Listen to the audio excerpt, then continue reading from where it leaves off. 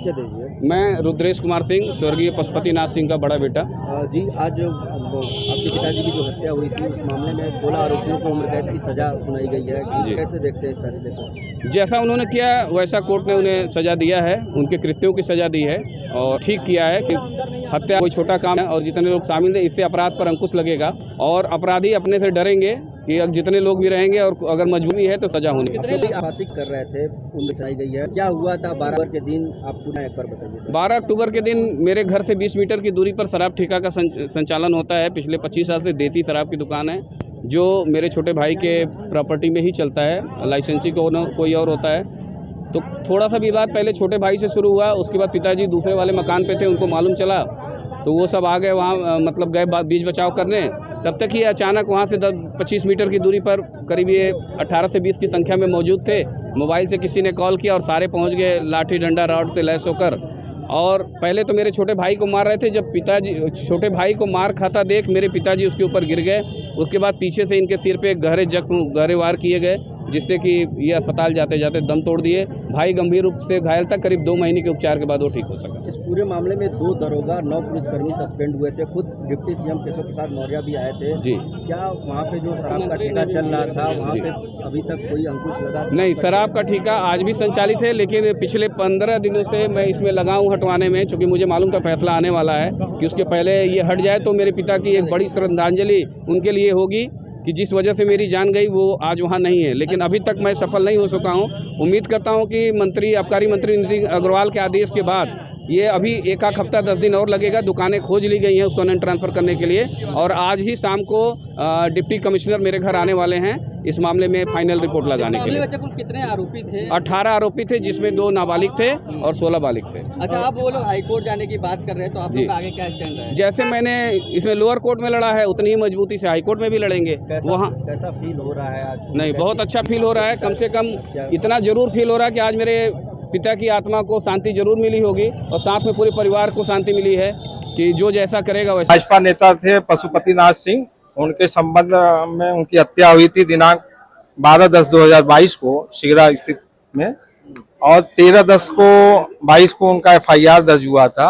उसमें उनके लड़के राजकुमार सिंह इंजर्ड भी हुए थे। मुकदमा 302, 307, 147, 149 का कायम हुआ था और उसमें दौरान विवेचना 18 लोगों के खिलाफ चार्जशीट लगाई गई थी। 18 में 2 लोग जुमनाइल हो गए थे और विशाल गुप्ता और पवन सरोज जुमनाइल बाल अपचारी घोषित हुए थे। इनकी फाइल पत्रावली चली गई जुमनाइल और 16 लोगों के खिलाफ माननीय न्यायालय में चार्जशीट दाखिल हुआ। क्या आरोप इन पर तय हुए थे? ये आरोप ये तय हुए थे कि इन लोगों ने पशुपतिनाथ की लाठी डंडे से मार के और उनके लड़के को घायल कर दिया था, उनकी हत्या कर दी थी और गिल्टी होल्ड माननीय न्यायालय ने कल 12 जून 2025 को किया और 23 को कन्विक्शन पर सुनने के लिए एक सेंटेंस पे 13 को आज आजीवन कारावास माननीय न्यायालय द्वारा सुनाया गया। 16 सभी आरोपी। जुर्माना भी लगाया कुछ? हाँ, कुछ जुर्माना लगा। जुर्माना अलग अलग सेक्शन में अलग अलग लगे हैं। तो कितनी बड़ी जीत मान रहे हैं इसे, और क्योंकि ये करीबन 3 साल तक ये लड़ाई जी, कितनी बड़ी जीत मान रहे हैं? ये बहुत बड़ी जीत है न्यायपालिका की और हम लोग अभियोजन समुदाय की। इसमें हम लोग इस निर्णय से संतुष्ट हैं पूर्णतः। वकील साहब, ये भी कहा जा रहा था ये बाकायदे किसी तरह के किसी संगठन के तहत? जी, ये 307 गैंग से संबंधित थे जहाँ की संगठित गिरोह संचालित करते थे और वार करते थे लोगों को। व्हाट्सएप ग्रुप ये चलाते थे और एक साथ व्हाट्सएप ग्रुप के माध्यम से एकत्रित होते थे। अभी जो अपोजिट पार्टी है वो हाईकोर्ट जाने के लिए कह रही है, आप लोग वहाँ भी जवाब? परिजन भी यहाँ हंगामा कर रहे थे। वहाँ सरकार द्वारा अपोज किया जाएगा। आरोपियों के परिजन भी यहाँ पे आए थे। वो भारी लोगों ने हंगामा किया है और भारी पुलिस फोर्स मंगा के तब मुलजिमों को जेल भेजा गया।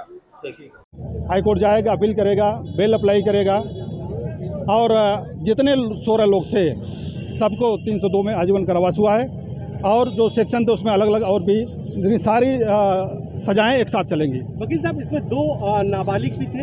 हाँ, 2 नाबालिग जो लड़के हैं उनका केस अभी पास्को एक्ट जो मेन कोर्ट है उसमें विचाराधीन है। चूँकि मूल पत्रावली यहाँ पे थी, इसलिए वहाँ पे मुकदमे नहीं चल पा रहे थे। अब संभवतः ये पत्रावली वहाँ जाएगी तो उसमें भी त्वरित कार्रवाई होगी। उसमें कब तक लगता है नाबालिगों को कब तक सजा हो सकती है? क्या वो दोषी करार दे दिए गए हैं? नहीं, नाबालिग तो अभी ट्रायल शुरू ही नहीं हुआ है। ट्रायल जब शुरू होगा तो देखा जाएगा क्या होता है उसमें। और कितना आपको लगता है कितने लोगों की आपने बताया इतनी गवाही हुई, कितने दिन तक मुकदमा चला? आपको लगता है कि कितना एक्यूरेट 2.5 साल में इसमें कुछ पुलिसकर्मी सस्पेंड भी हुए थे, सभी आरोपी गिरफ्तार कर लिए गए, तो न्यायालय में सभी पुलिस की जो विवेचना थी, पुलिस की जो फौजदारी थी, वो कितनी काम आई? कितनी मजबूत पुलिस ने इस पर विवेचना की? उसमें तत्कालीन जो इंचार्ज थे सिगरा थाने के, जहाँ पे FIR दर्ज कराया गया था, राजू सिंह, वही विवेचना इसकी कर रहे थे। तो विवेचना तो अब जैसा जो रिजल्ट आया है उस हिसाब से विवेचना लग रहा है, उन्होंने जो सही घटना पाया उस हिसाब से विवेचना किया।